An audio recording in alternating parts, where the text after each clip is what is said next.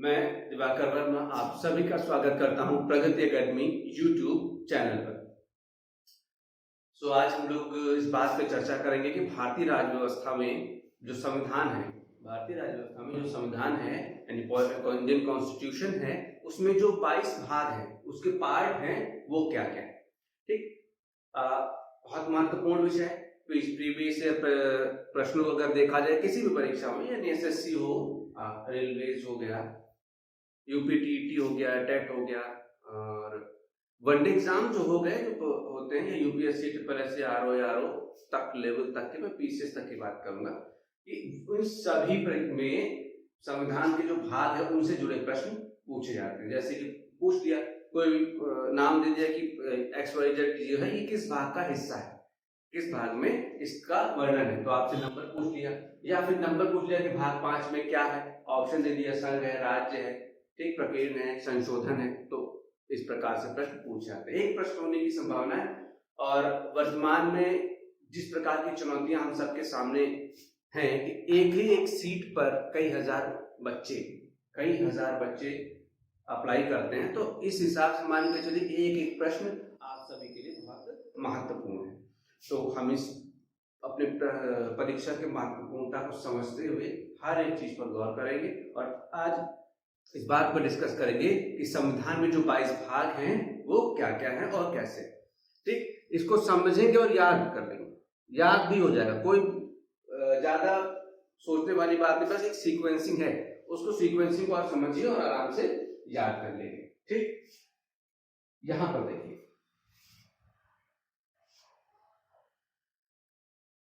अभी यहां बताता कि कोई देश है, ठीक, कोई देश है, ठीक, इस देश का अस्तित्व क्यों है, इस पर गौर करना है। इस देश का अस्तित्व क्यों है, इस पर देखिए एक महत्वपूर्ण विषय है पॉलिटिकल साइंस। पॉलिटिकल साइंस में किसी देश को राज्य यानी स्टेट कहा जाता है। पॉलिटिकल साइंस में किसी देश को स्टेट कहा जाता है। और स्टेट होने के लिए जो शर्तें हैं, जो उसकी परिभाषा में जो शर्तें हैं, नंबर 1 कि वहां पर एक भूभाग होना चाहिए। कैसा? निश्चित भूभाग होना चाहिए। दूसरा, उसमें लोग होने चाहिए। तीसरा, शासन व्यवस्था होनी चाहिए। और चौथा, संप्रभुता। अगर किसी राज्य में ये 4 तत्व शामिल है तो वो राज्य कहलाने लायक है। ठीक, यानी देश या कंट्री कहलाने लायक है। और भारत के संविधान में देखिए इसी प्रकार की सीक्वेंसिंग को भी आप पाएंगे कि भूभाग, लोक, शासन और संप्रभुता का मतलब आप सब समझते होंगे कि राज्य अपने फैसले, चाहे देश के अंदर के हो, चाहे विदेशी मामले या देश के बाहर के हो, सभी फैसले लेने के लिए स्वतंत्र है, उस पर कोई दबाव नहीं है, तो उसे संप्रभु कहा जाएगा। ठीक, आई भारत के अकॉर्डिंग हम लोग चलेंगे और देखेंगे नंबर एक यानी भाग एक। राज्य होने के लिए सबसे पहले डिमांड क्या है? भूभाग होना। सबसे पहली डिमांड है भूभाग होना। ठीक, तो यहां पर क्या है, सबसे पहले बात की गई भूभाग की बात की गई, भाग 1 में। ठीक, यानी जमीन की बात की गई है। और जो टाइटल क्या लिखा है, संघ और उसके राज्य क्षेत्र, यानी भारत के संविधान में पहला भाग जो है वो जमीन यानी भूभाग से जुड़ा हुआ है। और जो टाइटल दे रखा है संघ और उसके राज्य क्षेत्र। यहाँ पर ऐसी बात है कि भारत क्या है, भारत का भूभाग कहाँ तक है और क्या क्या नाम है, इसके बारे में चर्चा की गई। फिर आता है भाई दूसरा भाग 2, जमीन हो और जमीन में लोग होने चाहिए। ठीक, जमीन में लोग रहने चाहिए, तो यहाँ पर लोगों की बात की गई। ठीक, लोगों की बात की गई, मतलब भाग दो में जो है, भाग दो में जो है वो है नागरिकता। भाग दो में जो है वो नागरिकता, यानी भाग एक में पहले भूभाग की बात की गई, फिर जमीन की बात कही गई। ठीक है, जमीन की बात कही गई। 3, इन लोगों के अधिकार, इन्हीं लोगों के अधिकारों की बात की गई है भाग 3 में, यानी मौलिक अधिकार। मौलिक अधिकार, ठीक, यानी पहले क्या लैंड की बात की गई है, दूसरे में सिटीजनशिप की बात की गई है, तीसरे में फंडामेंटल राइट्स की बात, इन्हीं लोगों के अधिकारों की बात कही गई। भाग 4, इन लोगों के लिए अधिकार सबसे आवश्यक है, इसीलिए इनको तुरंत बाहर रखा गया है। उसके बाद राज्य को भी एक दायित्व दे दिया गया है और टॉपिक लिखा गया कि राज्य के नीति निदेशक तक, राज्य के नीति निदेशक तक, DPS, directive principles of state policy, यानी वो लोगों के अधिकारों की बात की है और राज्य को यह दायित्व दिया गया है कि वो लोगों के लिए काम करे, जन कल्याणकारी कार्य को करे, ऐसे निर्देश यहाँ पर दिए गए। अब देखिए दो महत्वपूर्ण चीजें, लोगों को अधिकार दे दिए गए और राज्य को भी निर्देश दे दिया गया है, तो उससे आशा की गई कि वो लोगों के लिए कार्य करे, यानी लोगों के लिए व्यवस्था कर दी गई। भाग 4 का में अभी देखिए ये लोग, इन लोगों को अधिकार मिल गए, राज्यों से भी दायित्व मिल गया, तो कुछ कर्तव्य भी तो बनते हैं, कुछ कर्तव्य भी तो बनते हैं। भाग 4 का में मौलिक कर्तव्य की बात की गई, मौलिक कर्तव्य की बात की, मतलब कि पहले भूभाग पर लोग पे इन लोगों के अधिकारों की बात कही, राज्य ने जो देना था उनको दे दिया गया और उनसे भी आशा की गई कि आपके कुछ कर्तव्य है उसका भी आप निर्वहन करेंगे। तो ये 5 भाग हो गए, ठीक, ये 5 भाग हो गए। अब देखिए इन सबको संभालने के लिए,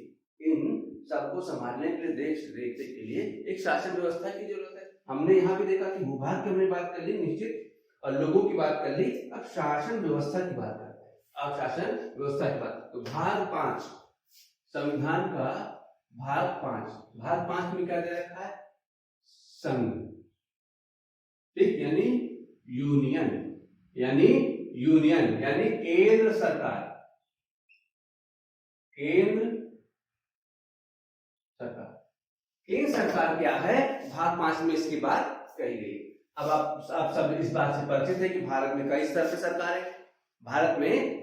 सरकार है, केंद्र में है, राज्य में है, ठीक है, और ग्रामीण स्तरों पर भी सरकार है, ग्राम पंचायत, ग्राम प्रधान या नगरीय स्तरों में सभासद वगैरह, ठीक है, मेयर वगैरह एक सरकार की व्यवस्था करते हैं। तो भारत के संविधान में सभी प्रकार के सरकारों की व्यवस्था एक ही सीक्वेंस में कर दी गई, ठीक। तो भाग 6 पहले केंद्र सरकार, उससे छोटी क्या है, राज्य सरकार है, ठीक, राज्य की बात की गई,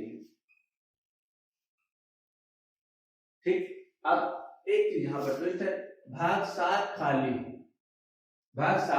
खाली, जब ये बना था भारत का संविधान, 7 में केंद्र शासित प्रदेशों के संबंध में कुछ प्रावधान दिए गए थे जिन्हें बाद में हटा दिया गया, लेकिन भाग 8 में केंद्र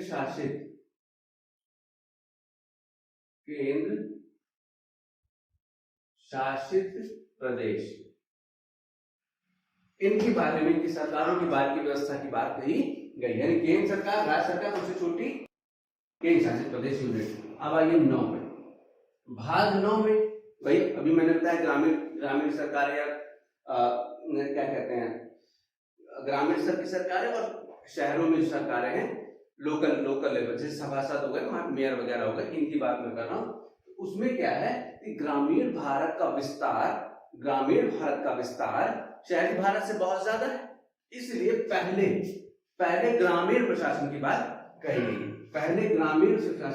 कही गई है, पंचायत, और अगले ही भाग 9 का में नगर पालिकाएं, नगर पालिकाओं की बात कही गई। ठीक, ये बात समझ लोगे। सरकार देखिए एक ही सीक्वेंस में एक ही जगह लिखी हुई है।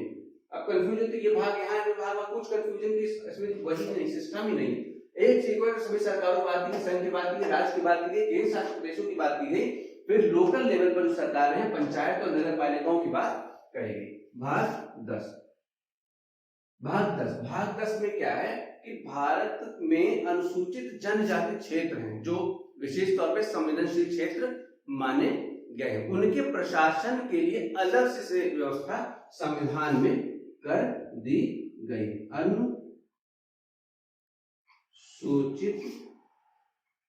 जनजाति क्षेत्र, अनुसूचित जनजाति क्षेत्र, इसकी बात कर देंगे। यानी कि अब देखिए पूरे ये सभी प्रकार के सरकारों की व्यवस्था यहाँ पर उपलब्ध हो गई। अब ये देखिए जहां पर दो संस्थाएं, दो चार लोग होते हैं, वहां पर झगड़ा झंझट की स्थिति उत्पन्न हो सकती है। तो ऐसी स्थिति से निपटने के लिए यदि दोनों लोगों को बता दिया जाए कि भैया आपका ये काम है, झगड़ा झंझट की जरूरत नहीं है, तो फिर काम आसान हो जाए। तो भारत के संविधान में भाग 11 में ये देखिए संघ और राज्य इनके बीच के संबंधों की बात कही, यानी केंद्र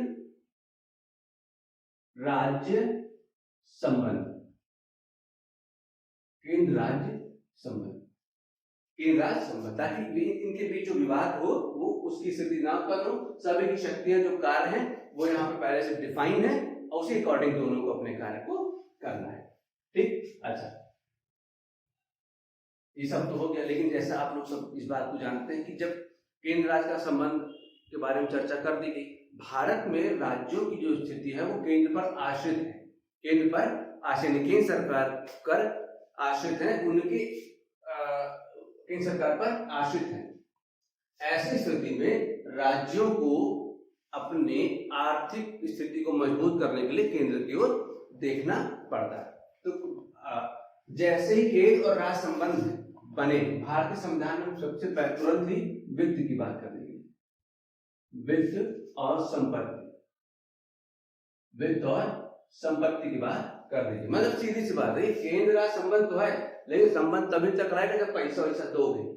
जब पैसा वैसा दोगे तभी हमारा तो समझे, नहीं तो हम फिर हम बवाले करेंगे। आप लोग समझते ही कि न्यूज में भी आप लोग देख रहे हैं कि राज्य कहते हैं केंद्र पैसा नहीं दे रहा, केंद्र पैसा नहीं दे रहा। तो ये भाई उसी चीज की व्यवस्था यहाँ पर भाग 12 में कर दी गई। अब ये समस्या है कि ये जो पैसा है, ये जो वित्त है, ठीक है, ये आएगा कहाँ से?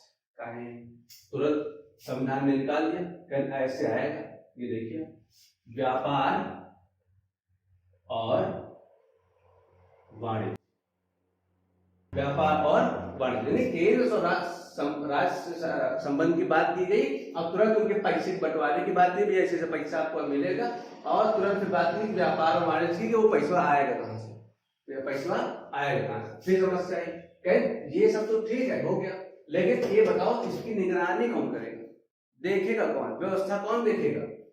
तुरंत हल निकाला, कहना अधिकारी लोग देखेंगे, भारत सरकार के, राज्य सरकारों के। तो 14 में क्या किया गया कि संघ और राज्य के अधीन सेवा, संघ और राज्य के अधीन सेवाएं, इनकी बात करें। यानी जो यूपीएससी या पब्लिक प्रोविंस सर्विस कमीशन जो है, इनकी स्थापना की बात भाग 14 में कर दी गई। अब जहां पे अधिकारी होंगे, आप जानते हैं कुछ ना कुछ दंडता करते ही हैं, या कुछ ना कुछ दंडता करते हैं। तो उसके लिए क्या किया गया? अधिकरण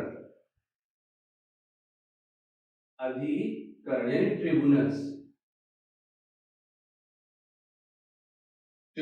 की व्यवस्था कर दी। अधिकरण एक प्रकार के ये न्यायालय हैं, अधिकरण न्यायालय होते हैं जो विशेष उद्देश्य के लिए गठित और विशेष संस्थाओं के लिए गठित होते हैं। अलग अलग संस्थाओं के अपने अपने खुद के अधिकरण या ट्रिब्यूनल्स होते हैं। तो वैसे ही संघ और राज्यों के अधीन जो सेवाएं हैं, उनके लिए अधिकरण एक ऐसे न्यायालयों की व्यवस्था कर दी गई कि इसमें अगर कोई विवाद हो तो वो उसका निपटान यहाँ पर किया जा सके। इसलिए भाग 14 में कर दिए। अब देखिए ये सब कुछ कर लिया, लेकिन हमें सरकारों की योजना तो बना दी, लेकिन सरकारों का चयन कैसे होगा ये देखना है। आप जानते हैं कि भारत में जो इलेक्शंस होते हैं, जो निर्वाचन होते हैं, वो भारत सरकार, राज्य सरकार के अधीन कार्य करने वाले लोक सेवकों की निगरानी में किए जाते हैं। लोक सेवकों की निगरानी में किए जाते हैं। हमने क्या किया, भाग 14 के माध्यम से लोक सेवकों की नियुक्ति कर ली। भाग 14 के माध्यम से लोक सेवकों की नियुक्ति कर ली, तो भाग 15 में हम निर्वाचन करवा सकते हैं। भाग 15 में हम निर्वाचन करवा सकते हैं।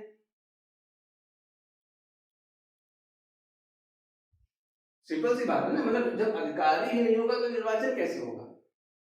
तो इसीलिए पहले अधिकारी को लाना है आपको, बाद में आप निर्वाचन करेंगे। केंद्र संबंध बनाएंगे, उनके पैसे बंटवारा करेंगे। पैसा कहां से आएगा? व्यापार और वाणिज्य से, ट्रेड एंड कॉमर्स से। और इसकी निगरानी कौन करेगा? तो भैया अधिकारी चाहिए। तो अधिकारी के लिए संघ और राज्यों के सेवाओं की बात करी, इनके झगड़ा झंझट को निपटाने के लिए इनके अपने ट्रिब्यूनल और अधिकरणों की बात कर दी गई। और जब हमारे पास अधिकारी हो गए तो हम निर्वाचन करने में सक्षम हो गए। तो भाग 14 के बाद भाग 15 में हमने इलेक्शन करवा दिया। भाग 16 में क्या है कि कुछ वर्गों के लिए विशेष उपबंध।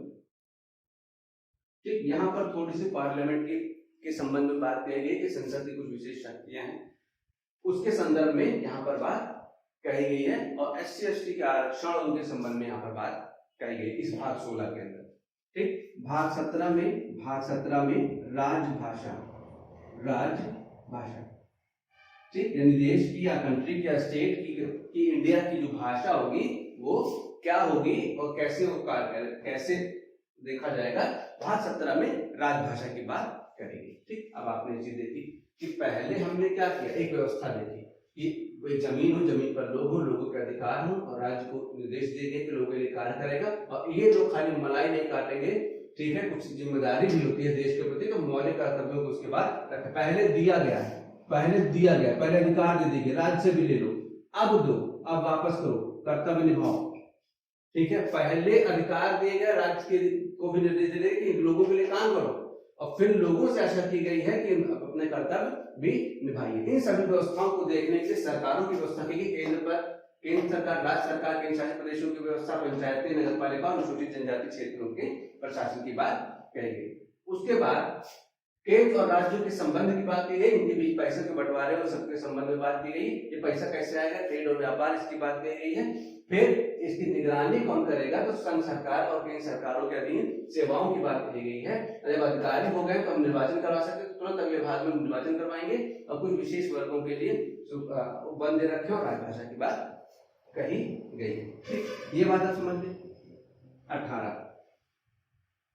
ठीक, 18 इतना सब कुछ हो गया, हमने संविधान में इतना सब कुछ बना के मान लीजिए इसके बाद कोई इमरजेंसी की स्थिति आ गई, कोई आफत आ गई, तो आपात उपबंध बना।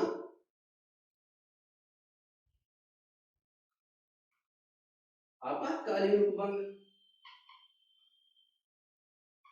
ठीक, आपातकालीन उपबंध में युद्ध, वायु आक्रमण, सशस्त्र विद्रोह, ठीक, या वित्त के संबंध में जब आपात की स्थिति बनती है उसके संबंध में प्रावधान यहाँ पर दे रखे। आपातकालीन उपबंध 19, ठीक है, इतना सा कुछ बना, कुछ छूट गया तो, या कोई ऐसा विषय है जो इनसे संबंधित नहीं है तो उसको कहाँ लिखेंगे, तो कहें ठीक है प्रकीर्ण में लिखेंगे। यानी प्रकीर्ण मतलब मिसलेनियस, जो चीजें छूट गई जंगल टाइप की हैं उसको 19 से प्रकीर्ण में शामिल किया गया। ठीक, भाग 19 हो गया, भाग 20 देखिए इतना सब कुछ बना लिया। ठीक, मान लीजिए भविष्य में कोई प्रावधान अप्रासंगिक हो जाए या ऐसा लगे इसमें संशोधन या बदलने की या हटाने की आवश्यकता है, तो कहें भारतीय संविधान भाग 20 के माध्यम से संविधान संशोधन, अमेंडमेंट, कॉन्स्टिट्यूशनल अमेंडमेंट के प्रावधान यहाँ पर दे रखे। भाग 20 में संविधान के संशोधन के बाद कहेंगे। अभी तक आप लोगों ने देखा ये सभी परमानेंट नेचर का, हालांकि संविधान के माध्यम संविधान संशोधन के माध्यम से इसमें बदलाव किया जा सकता है, लेकिन सब परमानेंट माध्यम से नहीं। लेकिन भाग 21 में अस्थायी उपबंध है। अस्थायी उपबंध ऐसे उपबंध जो संविधान बनाते समय रखे गए और यह आशा की गई कि भविष्य में जिस संबंध में प्रावधान दिया गया है उसमें बदलाव आएगा और उस संविधान को, उस प्रावधान को, उस अनुच्छेद को हटा दिया जाए। उदाहरण के तौर पर जम्मू कश्मीर के संबंध में धारा 370 जो दे रखी थी अब हटा ली गई। तो यह अस्थायी उपबंधों के अधीन ही था कि जिस समस्या की वजह से उसको विशेष सुविधा दी गई थी जम्मू कश्मीर को, वो हट गई। तो सरकार ने देखा और उस चीज को उस प्रावधान को 370 को हटा दिया। तो ऐसे उपबंध अस्थायी उपबंध में दे रखे। देखिए अंतिम भाग 22 में क्या, संक्षिप्त नाम और प्रारंभ। संक्षिप्त नाम में ये चीज दे रखी है कि भारत के संविधान को भारत का संविधान कहा जाएगा, ये बात कही गई है। और प्रारंभ में कहा गया है कि ऐसे कुछ अनुच्छेदों को देखा गया जो तत्काल प्रभाव 26 नवंबर 1949 को जब भारत के संविधान को अंगीकृत, अधिनियमित और आत्मार्पित किया गया, उस समय से लागू हुए प्रावधानों को दे रखा है कि ये फला अनुच्छेद इस दिन से लागू माने जाएंगे। और पूर्ण रूप से संविधान लागू हुआ 26 जनवरी 1950 से और भारत को एक गणतंत्र के रूप में स्थापित किया। साथ ही यहाँ पर एक चीज और दे रखी है, भारत स्वतंत्रता अधिनियम 1947 और भारत शासन अधिनियम 1935, इस दोनों अधिनियमों को इसी प्रावधान के माध्यम से समाप्त कर दिया गया और भारत के संविधान को पूर्ण रूप से ये हो गया कि अब ये लागू माना जाए। ठीक, इसी के साथ आप लोगों ने देखा कि भारत के संविधान के जो 22 भाग है ये क्या है, सीक्वेंसिंग देखिए 3 सेक्शन में बढ़ते हैं, 4 सेक्शन में बढ़ जाता है, 1 सेक्शन, 2 सेक्शन, ये 3 सेक्शन और ये 4था सेक्शन। ठीक, 4 सेक्शन बटा आप इसको देखिए, कभी बोले नहीं कि पहले लोगों की व्यवस्था कर दी गई, सभी सरकारों की बात कर दी गई, फिर यहाँ पर कुछ व्यवस्थाएं देखी गई और इस तरह से पूरे 22 भागों को संविधान में रखा गया। नॉर्मल तरह 22 भाग में कहता हूँ, लेकिन देखिए 1, 2, 3, 25 भाग वर्तमान में भारतीय संविधान में है, लेकिन नंबरों में सिर्फ 22 भाग ही है। तो इसी के साथ मैं इस क्लास को ओवर करता हूँ। उम्मीद करता हूँ आप सब इस चीज को समझ जाएंगे। 1-2 रिवीजन करेंगे, याद आ जाएगा। एक चीज और देख सकते हैं, देखिए आप लोग इंग्लिश में इजोटी पढ़ते हैं, इजोटी 5-5 के गैप पे हम लोग देखते हैं। तो यहाँ पर भाग 1 में भूभाग की बात की, भाग 5 में संघ यानी सरकारों की बात की गई, 10 तक 11 से केंद्र राज्य संबंध की बात की गई है और 15 को निर्वाचन की बात कही गई। ठीक, ऐसे भी आप इस चीजों को उसको वर्गीकृत करके याद करने के पर्पज से आसान बना सकते हैं। ठीक, इसी के साथ इसको ओवर करते हैं और नेक्स्ट क्लास फंडामेंटल राइट्स पर होगी, वो भी जल्द ही आप लोगों को मिल जाएगा। Thank you.